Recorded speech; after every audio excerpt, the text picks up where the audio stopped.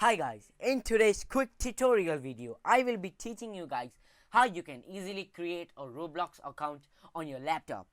So the first step you need to do to create a Roblox account is open Roblox and click on create account.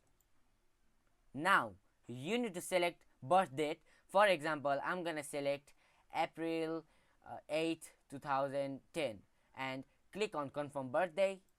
And after selecting the birth date, you need to type your username. So you can type your username whatever you like. For example, I'm gonna type hello world. So I have selected my username hello world. Now you need to create a password of your account.